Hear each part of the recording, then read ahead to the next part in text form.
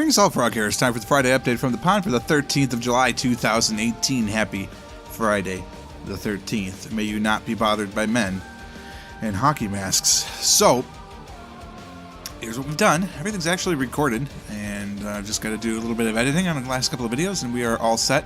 I just have to do some processing, actually, on 6 of them. They're already uploaded. Just got to tag the old thumbnails on them, put the descriptions in it, and we all set to go. But thanks to TubeBuddy for that. If you happen to see the multiplayer ribbon campaign episode number 74 online, which I think I accidentally tagged as 73 again, I did that from work because I realized I had forgotten to do that, and it was like about 20 minutes before it was supposed to go live.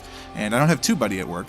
TubeBuddy, of course, is a great tool that I use. I do pay for it. It's not provided. It's not free. We're not sponsored. But it really makes uploading to YouTube much easier, and I don't have that at work because I just haven't installed the extension, and probably shouldn't, to be fair, because I shouldn't be doing that.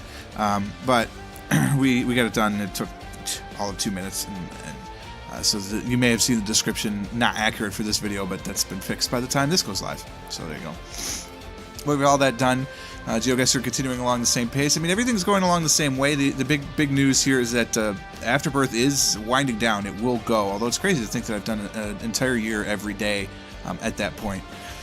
And it's going away to be replaced by a live stream, basically, because I'm going to cut down to 2 videos a day for a while, just because I need to get a little more balance back in my life right now. I have a little more responsibility at work that's taking some more time, and we're gearing up into Buckeye Game Fest season, and there's a bunch of stuff that I need to get done for that. So I'm actually going to be live streaming the work when I code on that, and you're not going to be able to see the code that I'm doing, but we will chill out and hang out and just have some fun just talking about whatever, and just spending some afternoons on the weekends or evenings, late nights, whatever it is, just having some fun and doing some computer programming. And then at the end of it, you can register for Buckeye Game Fest. So there you go. You can come meet me in person and have a good time playing board games for 4 days, because frankly, it's not going to be small forever.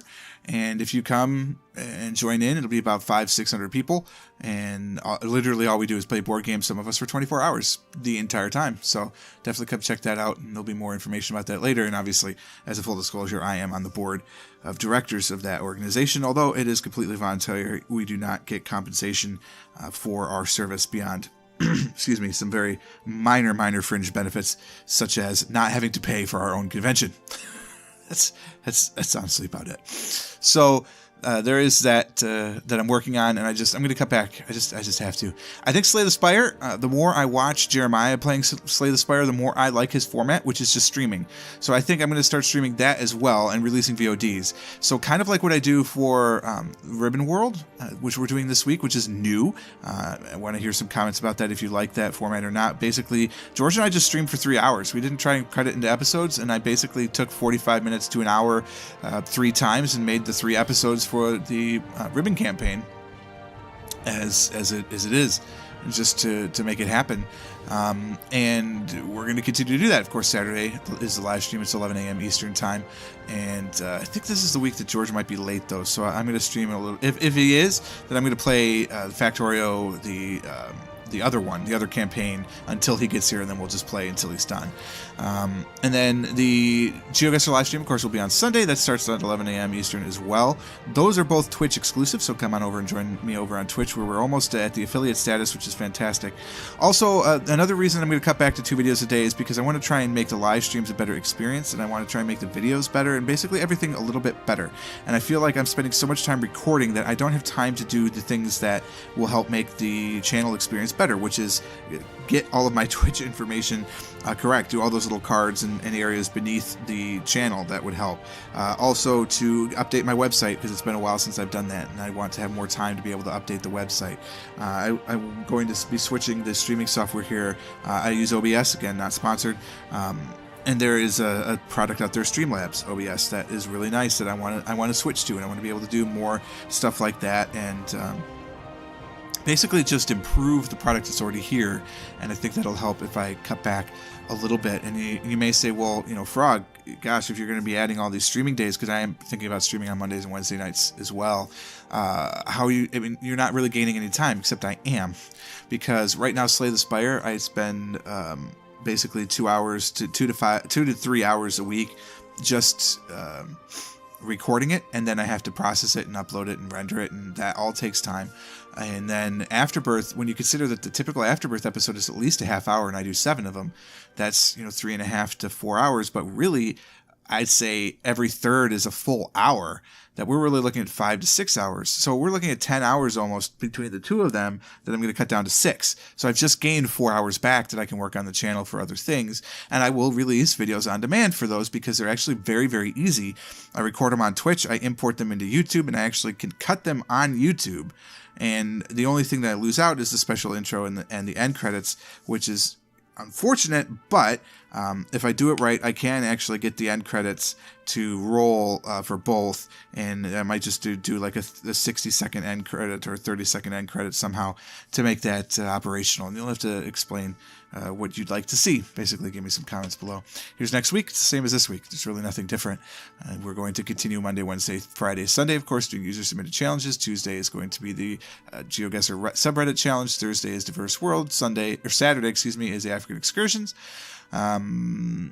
Then the Factorio series is going to continue. I'm getting a little tired of the single-player campaign in Factorio. I need something different, so I think I'm going to try and end this up and coincide it with the end of July. So we're going to do 2 more weeks, and then July 30th, I think, will be the last episode of that. So that's 2 weeks and 1, so essentially 5 more episodes. And then I'm going to switch to something else. I think I'm going to go back to Angel's Wars, or I may take a look at C-Block, because so many people are saying how much fun that is to play, and it's another one of those ultra-complicated mod packs. So I think I might do that.